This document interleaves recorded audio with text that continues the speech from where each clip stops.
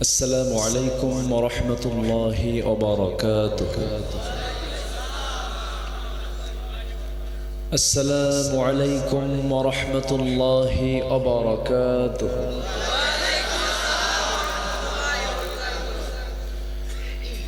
إن الحمد لله الأكرم الذي خلق الإنسان وكرم وعلمه من البيان ما لم يعلم،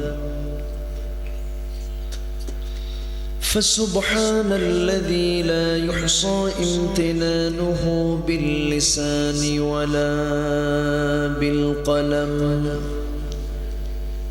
نشهد أن لا إله إلا الله وحده لا شريك له، ونشهد أن سيدنا وحبيبنا ومولانا محمدًا عبده ورسوله الذي أرسله بالحق بشيرا ونذيرا وداعيا إلى الله بإذنه وسراجا وقمرا منيرا.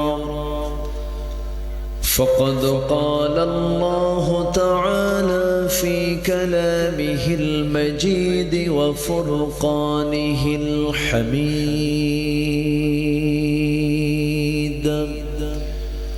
أعوذ بالله من الشيطان الرجيم.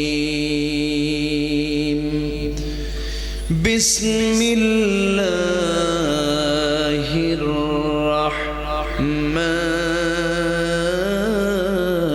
الرحيم. إن الذين يتلون كتاب الله وأقاموا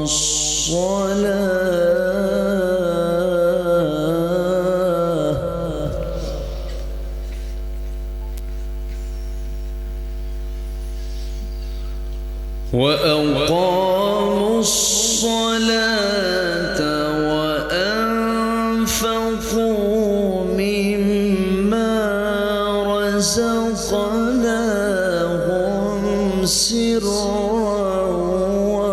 وعلانية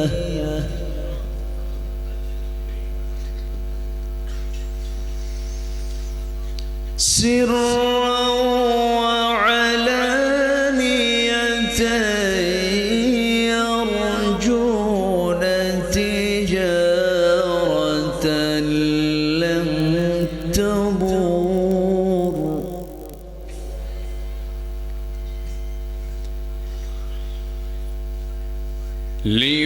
ليوفيهم أجورهم ويزيدهم من فضله إنه غفور شكور.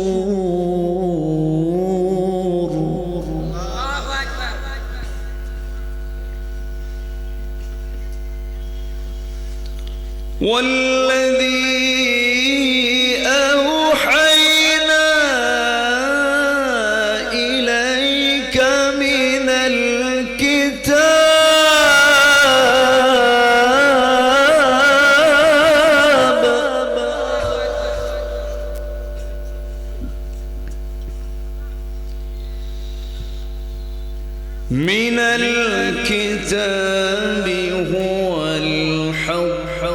هو الحق مصدقا لما بين يديه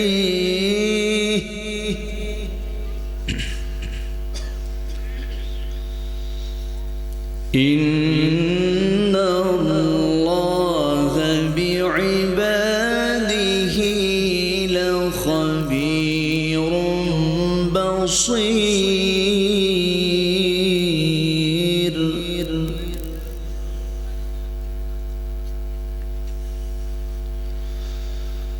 الله أكبر بسم الله الرحمن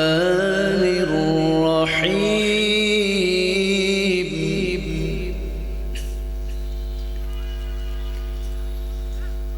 إن الله وملائكته يصلون على النبي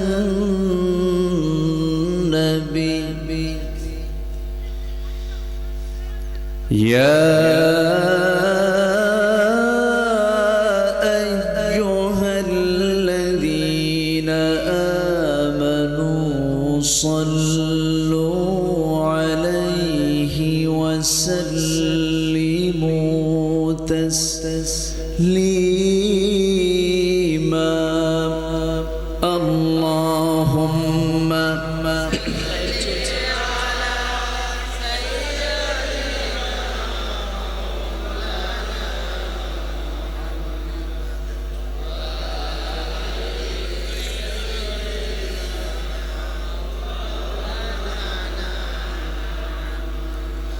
একটু মহব্বত দিয়ে নবীর প্রেমে মাতোয়ারা হয়ে জবান খুলে উচ্চ আওয়াজে সবাই বলুন আল্লাহুম্মা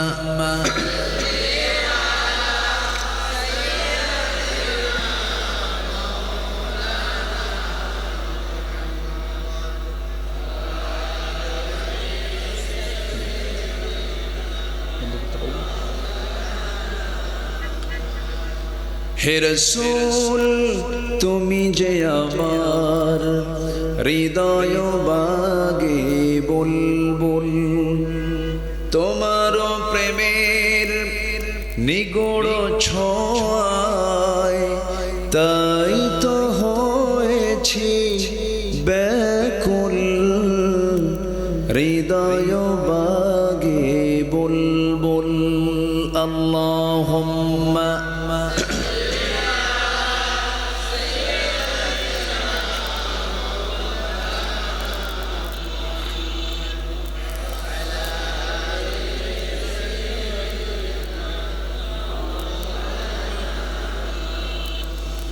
সবাই বলুন বালাগাল উলা বিকামালিহি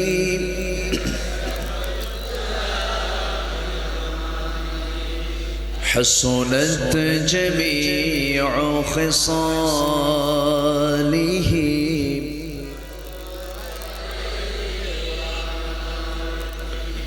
سورة يوسف بداري حكمة لقمان ما قارئ قرآن باري يهدي لسادمان ما بلغ العلم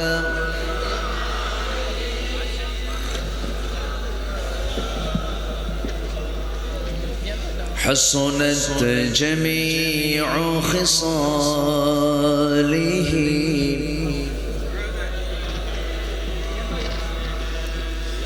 আরবের বুকে মক্কার পরে যেথায় মা আমিনার ঘর খোদার রহমতে কৌসার হয়ে ঝরছে বারং সীমান্তবর্তী জেলা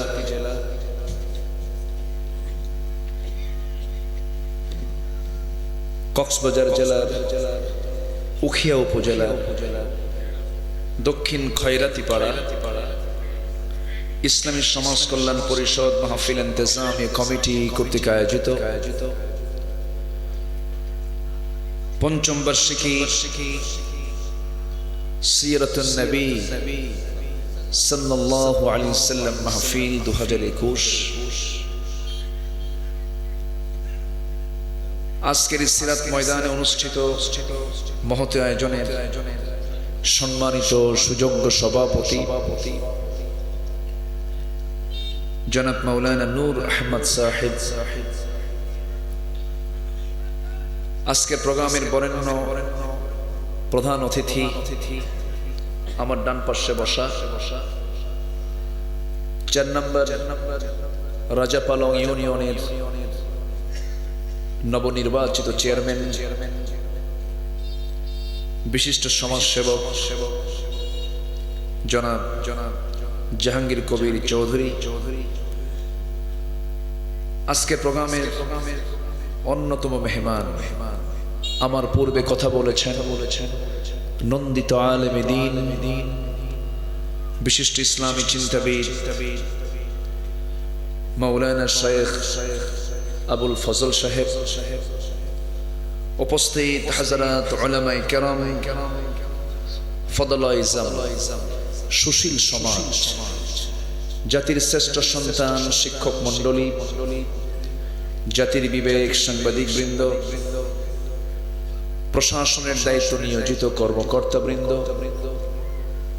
সামনে উপস্থিত দূরে কাছের বিভিন্ন স্থান থেকে ছুটে আসা কালেমার ঝান্ডাবাহী, তাওহীদের পতাকাবাহী, দ্বীন ইসলামের নরসারদুল বীর মুজাহিদ, প্রাণ প্রিয় সম্মানিত দ্বীনী ভাইরা, আড়ালে বসে আছেন শ্রদ্ধেয়া সম্মানিতা মা বোনেরা, আলোচনার সূচনায় আনুষ্ঠানিকতার মধ্য দিয়ে আমার পক্ষ থেকে আবারও দিল খোলা সালাম, আসসালামু আলাইকুম ওয়া রাহমাতুল্লাহি ওয়া বারাকাতুহু। সবাই কেমন আছেন? আমাকে প্রশ্ন করলেন যে আল্লাহর মেহেরবানি, আল্লাহ আমাকে অনেক অনেক অনেক ভালো রেখেছেন, আলহামদুলিল্লাহ। দেখার জন্য দুটো চোখ দিয়েছেন, শোনার জন্য দুটো কান দিয়েছেন, কাজের জন্য দুটো হাত দিয়েছেন, চলার জন্য দুটো পা দিয়েছেন, কথা বলার জন্য বাক শক্তি দিয়েছেন, বোঝার জন্য স্মৃতি শক্তি দিয়েছেন। অনেক মানুষ পৃথিবীতে আছে যাদের চোখ নাই, কান নাই, বাক শক্তি নাই, স্মৃতি শক্তি নাই, মস্তিষ্ক বিকৃত, পাগল, রাস্তায় ঘোরাফেরা করে না। আল্লাহ আমাদেরকে অনেক ভালো রেখেছেন, বলি আলহামদুলিল্লাহ। হাজারো কাজের ভিড়ে ব্যস্ত সময় পাড়ি দিয়ে ক্লান্ত শ্রান্ত দেহটাকে স্বস্তি দেবার জন্য যখন আমরা ধীরে ধীরে এই পৌষের শীতের আরামের লেপের দিকে যখন চলে যাব, বিছানার দিকে যাব, ঠিক সেই মুহূর্তে আমরা বসে আছি কোরআনের টানে, জান্নাতের বাগানে। যে মনিব সুযোগ করে দিলেন সেই মহান রবের শানে বলছি আলহামদুলিল্লাহ। আবারও বলছি আলহামদুলিল্লাহ। চিৎকার মেরে বলছি আল্লাহুম্মা ইন্নী আসআলুকা আল হুদা ওয়াত তুকা ওয়াল আফাফা ওয়াল গিনা। সবাই বলি আল্লাহুম্মা লাকা আসলামতু ওয়া বিকা আমানতু ওয়া আলাইকা তাওয়াক্কালতু ওয়া ইলাইকা আনাবতু ওয়া বিকা খাসাতু। আমরা আল্লাহ তাআলার শুকর আদায় করে নিলাম, বলি আলহামদুলিল্লাহ। আবারও বলছি আলহামদুলিল্লাহ। সম্মানিত হাজিরিন, একটু ইকো কমানো যায় না? ইকো কমায় দিয়ে সাউন্ডটাকে ক্লিয়ার করে দেন। সম্মানিত হাজিরিন,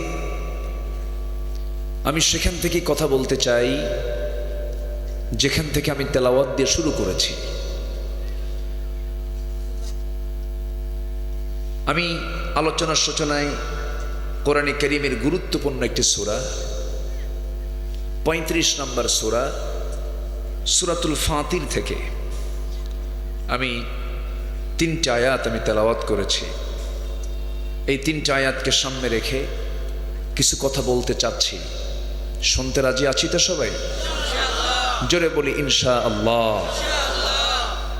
ইতিমধ্যে আমার ডান পাশে সম্মানিত আজকের প্রোগ্রামের বরেণ্য প্রধান অতিথি তিনি এসেছেন। ওনার সঙ্গে আমার পূর্ব পরিচয় আছে, একটা মাহফিলে দেখা হয়েছিল। খুবই ভদ্র মানুষ, নম্র বিনয়ী মানুষ। আল্লাহ তুমি তাকে দ্বীনের জন্য কবুল করে নাও। আল্লাহ তুমি তাকে দাড়িওয়ালা বানাও। এত সুন্দর চেহারা, মিষ্টি চেহারা না? জি, দাড়ি যদি হয়ে যেত তাহলে নূরুন আলা নূর, আরো সুন্দর হয়ে যেত। আমাদেরই তো চেয়ারম্যান, তাই না? জি, আলহামদুলিল্লাহ বলেন। সম্মানিত ভাইয়ের, এখানে অনেক অতিথি এসেছেন, পুলিশ কর্মকর্তা এসেছেন। যাই হোক, আমি শুরু যদি করি, আমাকে সময় দেবেন সবাই? সময় দিতে রাজি আছেন তো? বলি আলহামদুলিল্লাহ। আমি আশঙ্কে ছিলাম আব্দুর রহমান ভাই, মানুষ কোথায়, কিন্তু মানুষ যেরকম চালাক তা তো বুঝি নাই। এখন মোটামুটি মাঠটা ভরে গেছে। বলি আলহামদুলিল্লাহ, জোরে বলি আলহামদুলিল্লাহ।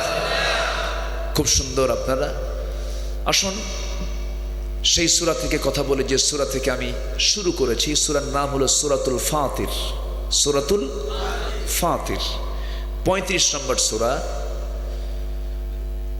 ফাতির কেউ না, ফাতির মানে হচ্ছে যিনি কোনো কিছু বানান, কোনো কিছু সৃষ্টি করেন। সৃষ্টিকারীকে, কারিগরকে, এই পৃথিবীর সকল কিছু সব কে সৃষ্টি করেছেন? বান্দা কি সৃষ্টিকারী হতে পারে? বান্দা শুধু সৃষ্টি নিয়ে নাড়াচাড়া করতে পারে, বান্দা সৃষ্টি করতে পারে না। একমাত্র ক্রিয়েটর, স্রষ্টা কেউ না, খালেক একজন, তিনি কে? আল্লাহ। এই সূরার নামকরণ হয়েছে প্রথম আয়াত থেকেই, এবং সূরাটা হলো মাক্কি। সূরাটা কি বলেন তো? মাক্কি। আল্লাহ তাআলা বলেন, আলহামদুলিল্লাহি ফাতিরিস সামাওয়াতি ওয়াল আরদি জাইলিল মালাইকাতি রুসুলান উলি আজনিহাতিন মাসনা ওয়া থুলাথা ওয়া রুবা' ইয়াজিদু ফিল খালকি মা ইয়াশা ইন্নাল্লাহা আলা কুল্লি শাইইন কাদির। জোরে বলুন আল্লাহু আকবার। সকল প্রশংসা তো সেই মহান রবের জন্য, যিনি আকাশ বানিয়েছেন, যিনি জমিন বানিয়েছেন, এর মাঝে যা কিছু আছে সব বানিয়েছেন কে? সকল ক্ষমতার উৎস কে?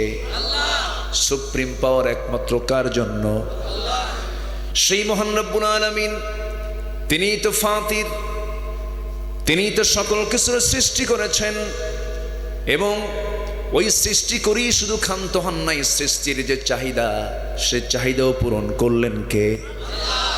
আমি আপনি পৃথিবীতে এসেছি, আমি আপনি এই পৃথিবীতে আসার পরে আমার আপনার জন্য যা কিছু প্রয়োজন, যা কিছু চাহিদা, যা কিছু ডিমান্ড, আমার জন্মের পূর্বেই সব বন্দোবস্ত করেছেন কে? মার পেটে আসবো আমি, মার পেটে এসেছি আমি, মার পেট থেকে 10 মাস পরে পৃথিবীতে আসবো, তার 6 মাস আগে মার স্তনে খাবার প্রস্তুত। যেরকম সুবহানাল্লাহ। কে করেছেন? আল্লাহ করেছেন। জমিনটা শুকনো খরখরা হয়ে গেছে, জমিনটা সুন্দর করে ভিজায় দিতে হবে, সবুজ শ্যামলে রূপ দিতে হবে। আকাশে পানি কে রেডি করেছেন? আসতে বলবেন না কে? পানি চক্রের মালিক কে? সমুদ্রের পানি লবণ না মিঠা? আসতে কোন কেন? লবণ না মিঠা? এটাকে যখন আকাশে তোলেন তখন কি লবণ থাকে না মিঠা হয়? ফিল্টার আছে না নাই? সে ফিল্টার কি দেখা যায়? তাহলে কোন সে মহান কারিগর, কোন সে মহান সৃষ্টিকারী, যিনি 7 সমুদ্রের সমস্ত পানিগুলোকে বাষ্পীয় আকারে পানিচক্রের মধ্য দিয়া সুন্দর করে তুলছেন। পৃথিবীর সকল পানির ভিতরে যার জীবাণু কিছু থাকলেও বৃষ্টির পানিতে কোনো জীবাণু নাই। একটু জোরে বলবেন না সুবহানাল্লাহ। কে করেছেন এগুলো? কে করেছেন? আল্লাহ করেছেন। আল্লাহ তাআলা বলেন, ও বান্দা, আমি শুধু সৃষ্টি করি নাই, ربنا الذي أعطى كل شيء خلقه ثم هدى আমি শুধু সৃষ্টি করি নাই, তাকে পরিচালনা করার জন্য যে রাস্তাগুলো দরকার সেই রাস্তাগুলো দিয়ে দিয়েছি। আমার বন্ধুগণ, পান করার জন্য পানি দিয়েছেন, পান করার জন্য মধু দিয়েছেন, পান করার জন্য দুগ্ধ দান করেছেন। দুগ্ধ বিভিন্ন প্রাণী থেকে দুধগুলো আমরা আহরণ করি, ছাগের দুধ, গাভীর দুধ, মহিষের দুধ, এই সমস্ত খাবারগুলোকে যোগান দিয়েছেন। আল্লাহ যোগান দিয়ে বলছেন, বান্দারে এই সমস্ত খাবারে তোমাদের মধ্যে কি করে দিয়েছি। ওয়া ইন্না লাকুম মিনাল আনআমি লাইবরাতান নুসকিকুম মিন বাইনি ফারথিন ওয়া দামিল লাবানান খালিসান সাইগাল লিশশারিবিন। জোরে বলুন আল্লাহু আকবার। তোমাদের জন্য চতুষ্পদ জন্তুর ভিতরে অনেক প্রকার উপকারী পানীয় রেখে দিয়েছি, যে সমস্ত দুধ তোমরা পান করো, পানকারীদের জন্য অনেক রোগের ঔষধের মধ্যে দিয়ে দিয়েছি।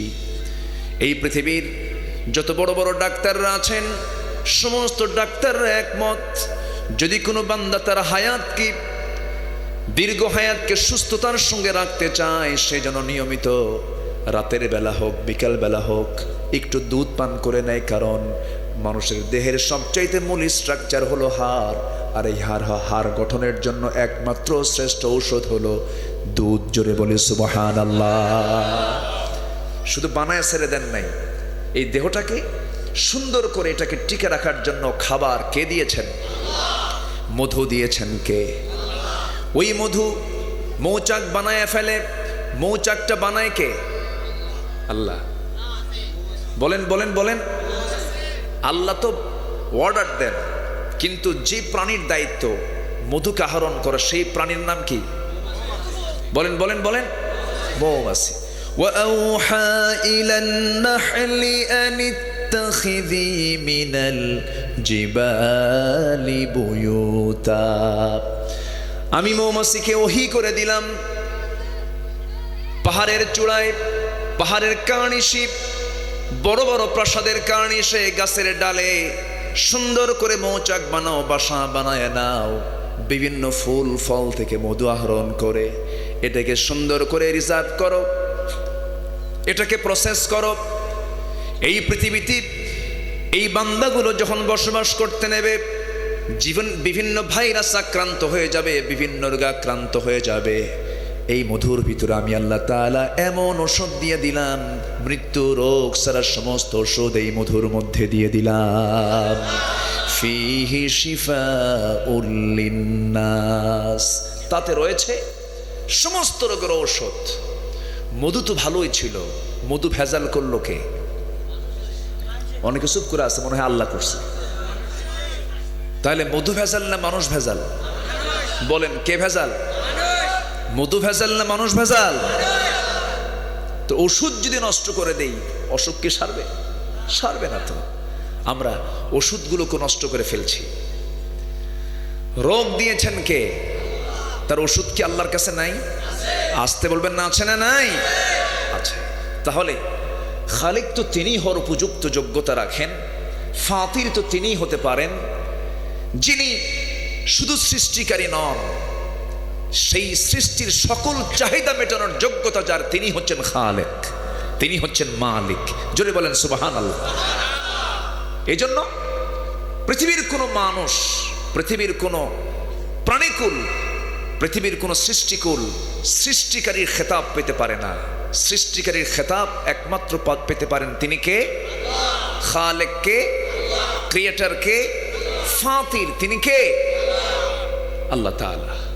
সম্মানিত ভাইয়েরা, সেই মহান রব্বুল আলামিন আমাকে বানালেন, কত সুন্দর করে বানালেন। দূরে তো যাওয়ার দরকার নেই, নিজের বডির দিকে তাকালেই তো বোঝা যায় এই বডিটা বিশাল একটা গবেষণার বডি। বলি জোরে বলে সুবহানাল্লাহ। আমাদের বডিতে যে ডিএনএ আছে, ডিএনএ বোঝেন তো নাকি? মানুষ মরে গেলে যদি ওই লাশটা নিয়ে যদি কোনো রিপোর্ট থানায় জমা হয়, তখন পুলিশ ময়না তদন্ত করার জন্য লাশটাকে উঠায় না, উঠায় তখন কি টেস্ট করে? DNA test. এখন তো ঠিকই বুঝতেছেন। তো এই ডিএনএ টেস্ট যে করা হয়, মানুষের শরীরে যে ডিএনএ আছে, এই ডিএনএর দৈর্ঘ্য হলো, এটার যে দৈর্ঘ্য, এক কথায় বলি আমি, পৃথিবী থেকে সূর্য হচ্ছে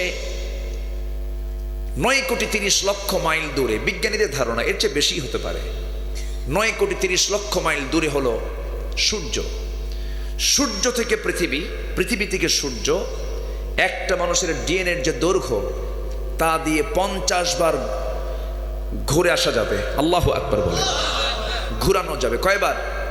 50 বার। কয় মানুষের ডিএনএ? আসতে বলবেন না। কয় মানুষের ডিএনএ? এক মানুষের। আচ্ছা, ডিএনএতে যে ইনফরমেশন আছে, যে তথ্য আছে, প্রতিটি মানুষের ডিএনএতে যে ইনফরমেশন আছে, এই ইনফরমেশনকে যদি লিখিত আকারে কোনো বইয়ে যদি সংরক্ষণ করা হয়, এনসাইক্লোপিডিয়ার মতো যদি এরকম কোনো গ্রন্থে এটাকে যদি সংরক্ষণ করা হয়, তাহলে 500 পৃষ্ঠার 900টা বই লাগবে। মনে হয় ছোট হয়ে গেল নাকি? বলেন সুবহানাল্লাহ। কয়জন মানুষের কথা বলতেছি? একজন। আমাদের দেহে যে কোষ আছে, কোষ, প্রতিটি মানুষের দেহে কোষ আছে না নাই? কোষ। এই কোষের সংখ্যা হলো 37.2 মিলিয়ন, নয় বিলিয়ন, নয় ট্রিলিয়ন। জোরে বলি আল্লাহু আকবার। কোষ। আচ্ছা, এই কোষের ভিতরে যে সেন্সরি রিসেপ্টর আছে, এটার রিসেপ্টরের সংখ্যা হলো 100 মিলিয়ন। জোরে বলি আল্লাহু আকবার। কম হয়ে যাচ্ছে নাকি? কয়জন মানুষের কথা বলতেছে? একজন। লোহিত রক্তকণিকা। আমরা রক্তকে কি সাদা দেখি না লাল দেখি? এই যে লোহিত রক্তকণিকা, এটার যে আরবিসি আছে, আরবিসি, যারা মেডিকেলের ছাত্র তারা বুঝবেন, যারা ব্লাড টেস্ট করেন তারা বুঝবেন। যে আরবিসি আছে, এই আরবিসি আছে হলো প্রতিটি মানুষের দেহে 30 মিলিয়ন, বিলিয়ন না ট্রিলিয়ন। জোরে বলি আল্লাহু আকবার। শুধুমাত্র মাথায়, একটা মানুষের মাথায়, মস্তিষ্কের নিউরন সংখ্যা হলো 100 বিলিয়ন। সুবহানাল্লাহ বলবেন না? জোরে বলে সুবহানাল্লাহ। এ তো গেল শুধু চামড়ার নিচের অংশ। উপরে কি কোনো কিছু বাদ আছে? আজ থেকে কোনো কিছু বাদ আছে? একটা নারীকে দেখতে অসুন্দর না সুন্দর দেখা যায়? পুরুষের চোখে সুন্দর কে করে দিয়েছেন? তাহলে ওই নারীকে সুন্দর করে বানালেন কে? নারী দেখে পাগল হব না নারীকে বানালেন যিনি তাকে দেখে পাগল হব? কাকে দেখে পাগল হব? সৃষ্টি দেখে পাগল হব না স্রষ্টা দেখে পাগল হব? আমাদের সৃষ্টির জন্য অস্থির হব না আল্লাহর জন্য অস্থির হব? আল্লাহর জন্য। সম্মানিত ভাইয়েরা, আমাদের দেহে যে ব্লাড আছে, যে রক্ত, যে ব্লাড ভেসেল, এটা একটা ব্লাড ভেসেল আছে। এই ব্লাড ভেসেলটা হচ্ছে প্রতিটি মানুষের যে ব্লাড ভেসেল, এটার দৈর্ঘ্য হচ্ছে 97,000 কিলোমিটার লম্বা। কত হাজার কিলোমিটার? আমরা পকেটের ভিতরে ইয়ারফোন, কি বলে, ইয়ারফোন রাখি না? যে কানে ঢুকায়, যে ইয়ারফোনই বলো তো। আচ্ছা, ইয়ারফোন যে ঢুকায় দিয়ে রাখি, তো সেই ইয়ারফোন 2-3 হাত লম্বা। পকেটে থোয়ার পর যদি বের করি, ওটা কি ঠিক থাকে না প্যাঁচ লাগে? ঠিক থাকে না প্যাঁচ লাগে? কয় হাতে প্যাঁচ লাগলো? 2 হাতে প্যাঁচ লাগলো। আর আমার আপনার রক্তের ভেসেলের দৈর্ঘ্য হচ্ছে 97,000 কিলোমিটার লম্বা, কোনো প্যাঁচ লাগে না। জোরে বলে সুবহানাল্লাহ। এই যে টেবিল আছে, টেবিলটা আপনি 7-8 দিন এই টেবিলের উপরে কোনো মোছামুছি করবেন না, পরিষ্কার করবেন না, এরকম থাকবে না, ধুলা পড়বে, ধুলার আস্তর পড়ে যায়, পড়ে না? প্রতিনিয়ত রাস্তায় চলতে নিয়ে নাকের মধ্যে, মুখের মধ্যে, চোখের মধ্যে ধুলাবালি ঢোকে না? সবগুলো যদি গিয়ে লাংসে জমা হতো, চোখের ভিতরে গিয়ে জমা হতো, পৃথিবীর কোনো মানুষ বাঁচত না জাম লাগতো? বলেন বলেন, কি লাগতো? জাম লাগে? বলেন, সেখানে কি কোনো প্যাঁচ লাগে? এইগুলো সবকে চালান। তাহলে আমার আল্লাহ সেই আল্লাহ যিনি শুধু বানান না, ওটাকে সার্ভিসিংও করেন। জোরে বলে সুবহানাল্লাহ। তিনি হচ্ছেন ফাতির। তিনি কে? ফাতির, খালিক। অনেক কথা। সেই মহান রব্বুল আলামিন আমাকে আপনাকে বলছেন, বান্দা আমি তোকে এত সুন্দর করে বানালাম, তোর জন্য গোটা দুনিয়া দিলাম, গোটা দুনিয়া তোর জন্য। জোরে বলেন সুবহানাল্লাহ। আমি তোকে কিছু কাজ দেব, সেই কাজগুলো সব কোরআনে কে বলে দিয়েছেন? কোরআনের উদ্দেশ্য হলো মানুষ। কোরআন উদ্দেশ্য কি? মানুষ। মানুষের জন্য কোরআন নাজিল হয়েছে। মানুষ কি করবে, মানুষ কেমন করে চলবে, মানুষ কেমন করে তার ব্যক্তিগত জীবন, পারিবারিক জীবন, সামাজিক জীবন, রাষ্ট্রীয় জীবন, সে তার সুন্দর জীবনকে কেমন করে সুন্দর করে সাজিয়ে নেবে। আল্লাহ যেমন মানুষকে সৃষ্টি করে সমস্ত কিছুর দায়িত্ব আল্লাহ নিজেই নিয়েছেন। এবার আল্লাহ বলছেন, বান্দারে তোর জীবনটা সাজানোর জন্য আমি দায়িত্ব নিলাম, আমি তোরকে একটা জীবন বিধান দিয়ে দিলাম। সেই জীবন বিধানটার নাম হলো কোরআন। কোরআনটা মেনে চলবি, তোর কিসমত ভালো হয়ে যাবে। জোরে বলি সুবহানাল্লাহ। আল্লাহ তাআলা তেলাওয়াতকৃত আয়াতের ভিতরে বলছেন, বান্দারি দুনিয়ার জিন্দেগিতে একটা ব্যবসার কথা বললে তুমি আগ্রহী হয়ে যাও, এই ব্যবসায় এই লাভ, দেখো তো এই ব্যবসাটা করা যায় কিনা। তখন ব্যবসায় আমরা ঝুঁকে পড়ি। ব্যবসার প্রতি একটা আসক্তি পৃথিবীর মানুষের আছে না নাই? আসতে বলবেন না, আছে না নাই? ব্যবসার প্রতি একটা আগ্রহ, টান মানুষকে আল্লাহ রাব্বুল আলামিন দিয়েছেন। সে আল্লাহ বান্দাকে ডাক দিয়ে বলছেন, বান্দারে এমনকি একটা ব্যবসার কথা বলবো যে ব্যবসায় 3টা কাজ করলে পরে সেই ব্যবসায় কোনোদিন লস হবে না। জোরে বলে সুবহানাল্লাহ। আস্তে আস্তে বলি বলি বলি, কোনো আপত্তি নাই তো? বলি আলহামদুলিল্লাহ। আমি তো এলাকায় এসে অভ্যস্ত। আমি এসেছি এলাকায় বহুবার। কি পাড়া জানো? হাজির পাড়া। ওখানে না এসেছে, হ্যাঁ হাজির পাড়া না, হাজির পাড়া। ওখানে হাজির পাড়া, ওখানে কোনো হাজি ছাড়া কোনো লোক নাই, সব হাজি, তাই না? ওখানে সব হাজি তো নাকি? হজ করছেন আপনি? তাহলে কি হাজির পাড়া হলো বলেন তো? হ্যাঁ, আর এটা তো খয়রাতি। খয়রাতি কি নাম? খয়রাতি পাড়া। জি ভালো, বলি আলহামদুলিল্লাহ। খায়র মানে হচ্ছে শ্রেষ্ঠ। খায়র মানে কি? শ্রেষ্ঠ। কি পাড়া? না বলেন বাংলা কন। খায়র মানে তো শ্রেষ্ঠ, আরবি কইলেন, এর বাংলা কন। খায়র মানে কি? শ্রেষ্ঠ। তাহলে কি পাড়া হলো? বলি বলেন কি পাড়া? হ্যাঁ, তাহলে শ্রেষ্ঠ পাড়ার মানুষ থাকবে। শ্রেষ্ঠ না নিকৃষ্ট? হ্যাঁ, একটু পরে আসতেছে, দেখি কি হাল হাকিকত একটু পরে নিচ্ছি। আমি আসি, একটু লাইনের দিকে আসি। তাহলে আমরা পরামর্শ নেব কার?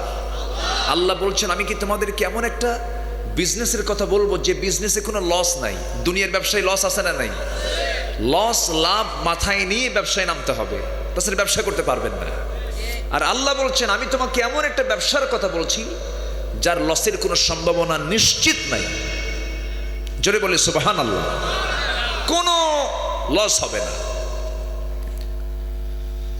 আল্লাহ তাআলা সুন্দর করে বলেন, ইন্নাল্লাযীনা ইয়াতলুনা কিতাবাল্লাহি ওয়া আকামুস সালাতা ওয়া আনফাকু মিম্মা রাযাকনাহুম সিররাও ওয়া আলানিয়াতান ইয়ারজুনা তিজারাতান লান তাবুর। জোরে বলি আল্লাহু আকবার।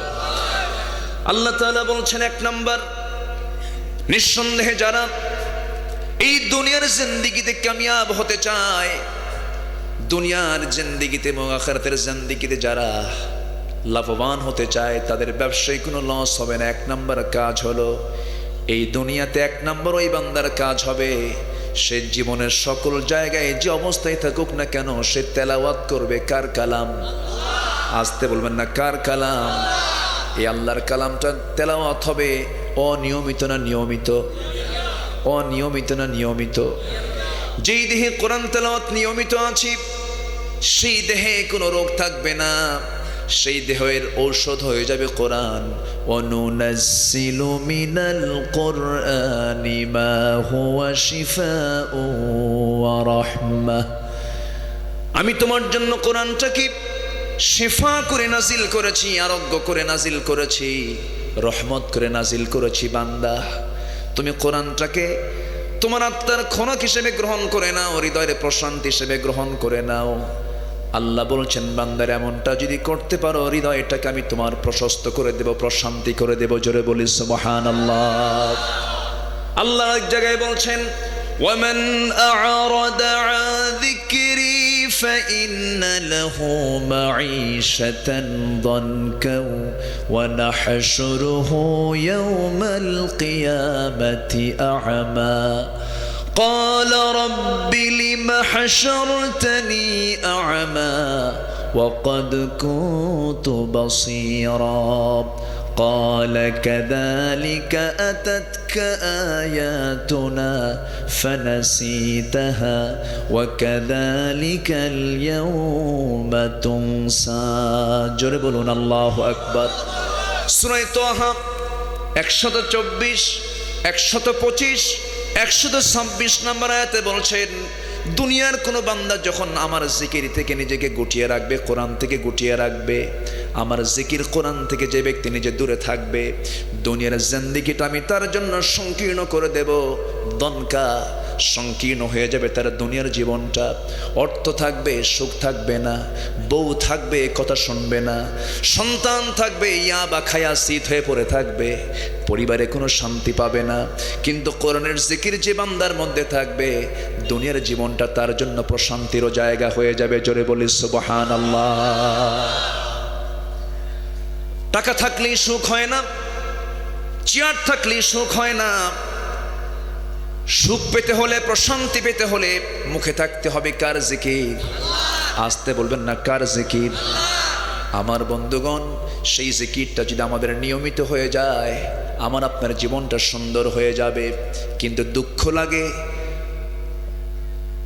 অনেক সময় চিন্তায় পড়ে যায়, ওই সমস্ত মানুষগুলো এত শিক্ষা দীক্ষা অর্জন করলো, এত জ্ঞানী হয়ে গেল, মাস্টার ডিগ্রি হাসিল করলো, ডাক্তার হলো, ইঞ্জিনিয়ার হলো, অনেকেই আছে, কিন্তু কোরআনটার দিকে তাকালেই তাদের মেজাজটা গরম হয়ে যায়। আছে না নাই? আছে না নাই? বলেন তো, আছে না নাই? খুব লাফালাফি করলো মাঝখানে একজন, এখন এয়ারপোর্টেও ঘুম হচ্ছে না। গভর্নমেন্টকে ধন্যবাদ দিচ্ছি সঠিক পদক্ষেপ নেবার জন্য। পাপ বাপকেও ছাড়ে না, ঠিক কিনা? বালা মান কাসাবা সাইয়্যাতাও ওয়া আহাতাত বিহি খাতিআতুহু উলাইকা আসহাবুন নার। পাপ করবা, পাপ তোমাকে ঘেরাও করে ফেলবে। পাপ তোমাকে কি করবে? ঘেরাও করে ফেলবে। সম্মানিত ভাইয়েরা, ইসলাম কোনো ব্যক্তির না, ইসলামটা কার? আসতে বলবেন, ইসলামটা কার? ইসলাম কে দিয়েছেন? কাদের জন্য? আমাদের জন্য। ইসলাম কোথায় থাকবে, কোথায় থাকবে না, এটা চলবে না। এই কথা বলার তুমি কে? আগুনে হাত দিয়েছ, ঠিক না। অহংকার টিকে না। অহংকার টিকে? অহংকার টিকে? ধ্বংসের 3টা আলামত থাকে। কয়টা আলামত? নাম্বার 1 হলো অহংকার। নাম্বার 1 কি? অহংকার। যখন দেখবেন কোনো ব্যক্তির মধ্যে অহংকার শুরু হয়েছে, ভাববেন যে কয়েকদিন পরে মরবে, ও শেষের দিকে যাচ্ছে। নাম্বার 2 হচ্ছে লোভ। নাম্বার 3 হচ্ছে হিংসা। নাম্বার 3 কি? হিংসা। একই গ্রামে থাকে, প্রতিবেশীর একজন ছেলে অনেক বড় উপরের দিকে উঠতেছে, তার উন্নতি হচ্ছে, ওর হয় উন্নতি, পাশের লোকের ঘুম হয় না। এরকম আছে না নাই? বলেন তো। লোভ, হিংসা, অহংকার বান্দার ভিতরে থাকতে দেওয়া যাবে, হৃদয়ে স্থান দেওয়া যাবে। সম্মানিত ভাইয়েরা, সম্মানিত বন্ধুগণ, এদেশের একজন ঐতিহাসিক ব্যক্তি, স্বাধীনতার স্থপতি, এদেশের ইতিহাস, নতুন করে ইতিহাস রচনা হয়েছে যার দ্বারা, মরহুম শেখ মুজিবুর রহমান বঙ্গবন্ধু। তিনি এক ভাষণে বলেছিলেন, যে দেশের মানুষ হালের বলদ বিক্রি করে হজে যায়, সেই দেশে ইসলাম ছাড়া কিছুই থাকতে পারে না। অথচ এই কিছু আতিপাতি দুষ্টগুলো ইসলাম নিয়ে কথা বলে, জিব্বা টেনে ছেড়ে ফেলা দরকার এদের, ঠিক কিনা? বেয়াদব এগুলো। সম্মানিত ভাইয়েরা, আমাদের চরিত্রকে সুন্দর করার জন্য শুধুমাত্র দুটো জিনিস দরকার, একটা কোরআন আর একটা সুন্নাহ। আরেকটা কি বলেন? সুন্নাহ। দুটো হলে এই জাতি ভালো হয়ে যাবে। বলি আলহামদুলিল্লাহ। আমরা ধরবো কয়টা জিনিস? কোরআন আর কি? সুন্নাহ। স্বাধীনতার কিছু পরে আমি ইতিহাস সেদিন পড়লাম এক জায়গায়, স্বাধীনতার কিছুদিন পর গাজীপুর থেকে এক সবজি চাষি কিছু সবজি মানে আবাদের কিছু ভালো ভালো সবজিগুলো, সবচেয়ে মানে কি বলে তরুতাজা সবজিগুলো এক জায়গায় জমা করে ভাবলেন আমি তো বঙ্গবন্ধুকে খুব ভালোবাসি, তো তাকে এটা খাওয়ানোর জন্য ব্যাগ ভর্তি করে গাজীপুর থেকে ঢাকায় ধানমন্ডির 32 নম্বর বাড়িতে নিয়ে আসছেন। দরজায় নক করতেছে, কেয়ারটেকার বলে কি ব্যাপার, তুমি এখানে কেন আসছো? কি আমি বঙ্গবন্ধুকে আমার নিজের আবাদের সবজি খাওয়াবো, এই সবজিগুলো আমি বঙ্গবন্ধুকে দেওয়ার জন্য আসছি, একটু দেখা করব, দেখা করার সুযোগ আছে কি? কেয়ারটেকার বলছে না, প্রোটোকল মেনটেন করতে হবে, দেখার সুযোগ নাই। দূর থেকে দোতলা থেকে নেতা দেখে, বলতেছে দরজা খুলে দে। উপরে যে চেয়ারে বসাইছে, সকালে খাওয়াইছে, খাওয়ানোর পর সবজিগুলো নিয়ে বলতেছে তুমি কষ্ট করে আসছো এত দূর থেকে, আমি তোমাকে খুশি হয়ে 20টা টাকা দিলাম। অসম্ভব, আপনি কি বলেন? আমি আপনাকে এত ভালোবাসি, আমি কি এখানে বিক্রি করার জন্য আসছি নাকি? অসম্ভব, আমি টাকা নেবই না। টাকা দিতেই পারলেন না। বিদায় নিয়ে সবজি চাষি গেট থেকে বের হয়ে চলে যাচ্ছে। কেয়ারটেকারকে ডাক দিয়ে বললে এই 20 টাকা দিলাম, ওর হাতে দিয়ে দে। তো কেয়ারটেকার টাকাটা নিয়ে সবজি চাষির কাছে এসে বলতেছে এই 10 টাকা নে। কয় টাকা নে? দিছে কত? দিছে কত? নাই কত? কমিশন কত পার্সেন্ট? বলেন কত? আচ্ছা,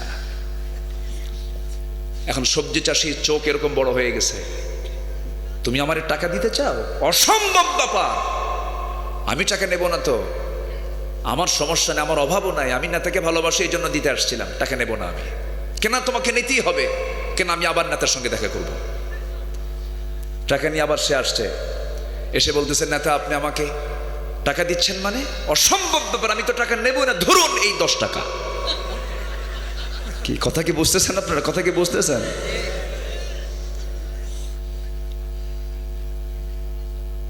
আফসোস করে বললেন নেতা, যে দেশে দোতলা থেকে একতলায় নামতেই 10 টাকা নাই, সেই দেশে কি করব আমি?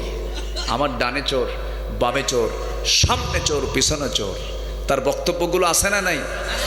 আছে না নাই? সব চাটার দল 4টা চুট্টে খাইয়া ফালায় দেয়। এই বক্তব্য আছে না নাই? এইগুলো সব বন্ধ হয়ে যাবে। কিসের জিকির করতে হবে? বলেন কিসের জিকির করতে হবে? এটার দিকে আসুন আমরা ফিরে আসি। জোরে বলি ইনশাআল্লাহ, জোরে বলি ইনশাআল্লাহ। কষ্ট পাচ্ছেন? যদি এই জিকির থেকে নিজেকে গুটিয়ে রাখি, সুখ পাবো না, শান্তি পাবো না, মরলেও সুখ শান্তি পাবো না, দুনিয়াতেও কোনো শান্তি পাবো না। কার ওয়াদা? আসতে বলবেন না, কার ওয়াদা? আল্লাহ ওয়াদা করেছেন ফাইন্না লাহু মাঈশাতান দানকা ফাইন্না, নিঃসন্দেহে তার জন্য দুনিয়ার জীবনটা সংকীর্ণ হয়ে যাবে। ওয়া নাহশুরুহু ইয়াওমাল কিয়ামাতি আ'মা, আমি তাকে হাসরের ময়দানে অন্ধ করে তুলব। কি করে তুলব? অন্ধ করে তুলব। তখন অন্ধ হয়ে ওই বান্দাগুলো বলবে লিমা হাশারাতানি আ'মা ওয়া ক্বাদ কুনতু বাসীরা, আল্লাহ তুমি আজকে আমরা কেন অন্ধ হয়ে উঠছি? আমরা তো চক্ষুওয়ালা ছিলাম। সঙ্গে সঙ্গে আল্লাহ বলবে বান্দা তোর কাছে আমি কোরআনটা দিয়েছিলাম, কোরআন থেকে নিজেকে তুই গাফিল রেখেছিস, কোরআনটা থেকে তুই নিজেকে গুটিয়ে রেখেছিস, আজকে সেই জন্য তোকে অন্ধ করা হয়েছে। আমার বন্ধুগণ, হাসরে কি আমরা অন্ধ হতে চাই নাকি? আজ থেকে মানে হাসরের দিনকে আমরা অন্ধ থাকতে চাই নাকি? হাসরে যদি আমার চক্ষুটা ঠিক রাখতে চাই, তাহলে কিসের জিকির করব আমরা? আসতে বলবেন না, কিসের জিকির করব আমরা? আল্লাহ তাআলা বলছেন, ইন্নাল্লাযীনা ইয়াতলুনা কিতাবাল্লাহ ওয়া আকামুস সালাহ ওয়া আনফাকু মিম্মা রাযাকনাহুম সিররাও ওয়া আলানিয়াতান ইয়ারজুনা তিজারাতান লান তাবুর। জোরে বলি আল্লাহু আকবার। তিজারা শব্দটা এসেছে, তিজার মানে হলো বিজনেস, ব্যবসা। আল্লাহ তাআলা আরেকটা জায়গায় তিজার শব্দটা প্রয়োগ করেছেন, আরেক জায়গায় বলছেন, যারা পারেন সঙ্গে ঠোঁট মিলিয়ে বলুন সূরা সফের ভিতরে, হাল আদুল্লুকুম আলা তিজারাতিন তুনজিকুম মিন আযাবিন আলীম তুমিনুনা বিল্লাহি ওয়া রাসূলিহি ওয়া তুজাহিদুনা ফি সাবিলিল্লাহি বিআমওয়ালিকুম ওয়া আনফুসিকুম যালিকুম খায়রুল লাকুম ইন কুনতুম তা'লামুন। জোরে বলি আল্লাহু আকবার। আল্লাহ বান্দাকে প্রশ্ন করছেন, সেই প্রশ্নগুলো করে তার জবাব সঙ্গে সঙ্গে দিচ্ছেন। আল্লাহ বলছেন, বান্দারে আমি কি তোকে এমন একটা বিজনেসের কথা বলবো যে বিজনেসটা করলে পরে জাহান্নামের আগুন থেকে তুই নাজাত পেয়ে যাবি। যেরকম সুবহানাল্লাহ।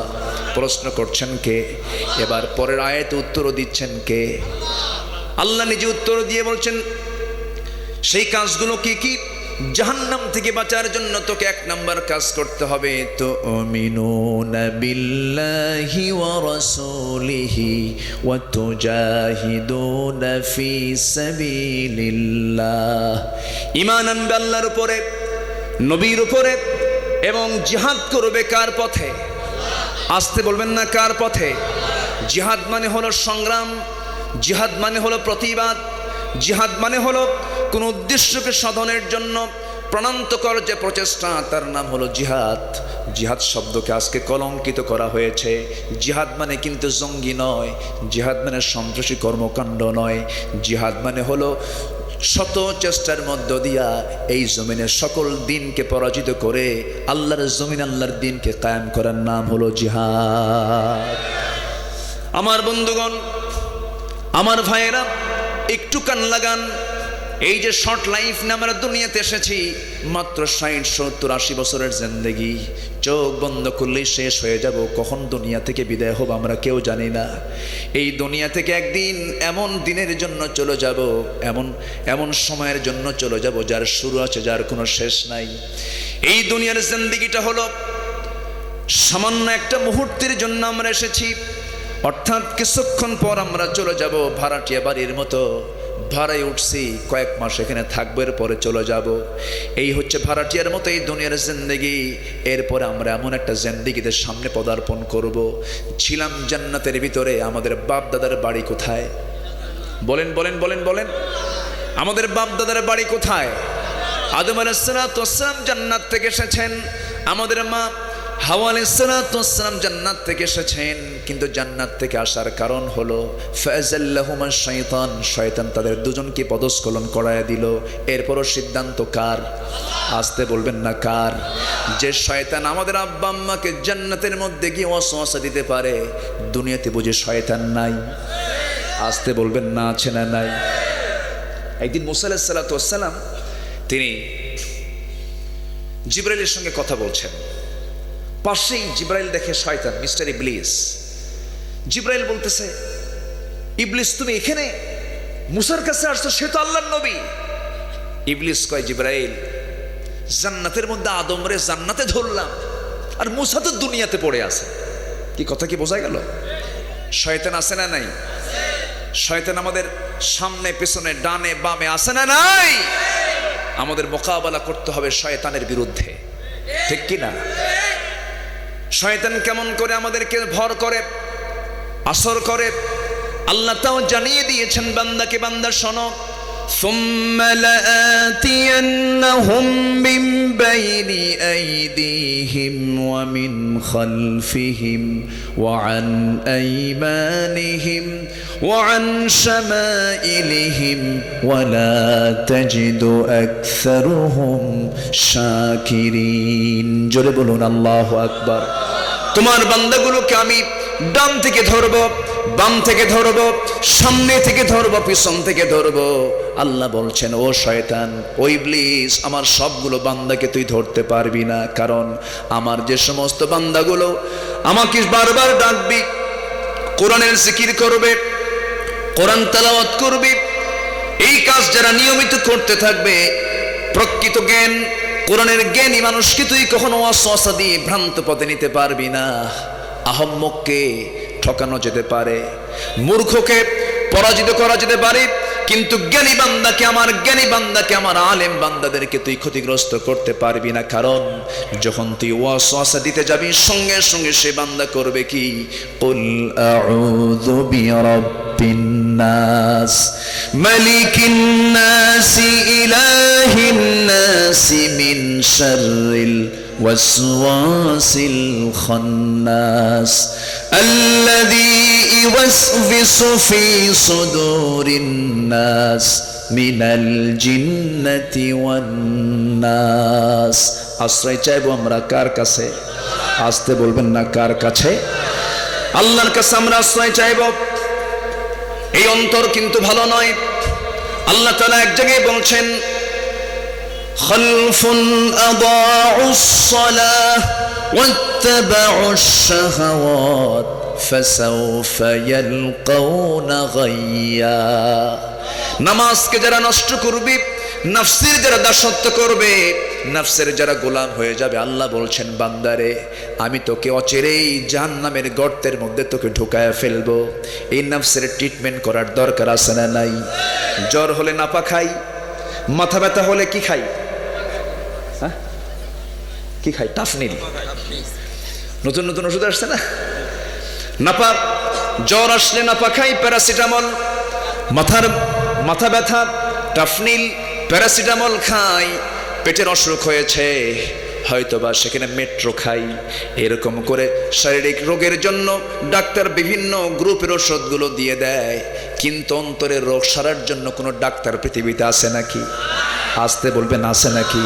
হ্যাঁ আছে। একজন ব্যক্তি মনের ডাক্তার ছিলেন, প্রশান্তিকে, হৃদয়কে প্রশান্ত করার জন্য ডাক্তারি করেছেন কোরআন দিয়া। তিনি অন্য কেউ নন, তিনি হচ্ছেন মুহাম্মদ সাল্লাল্লাহু আলাইহি ওয়াসাল্লাম। সেই অন্তরের রোগ থেকে বাঁচার জন্য, অন্তরের যে রোগগুলো আছে সে রোগের প্রতিষেধক হলো 5টা। কয়টা? 5টা।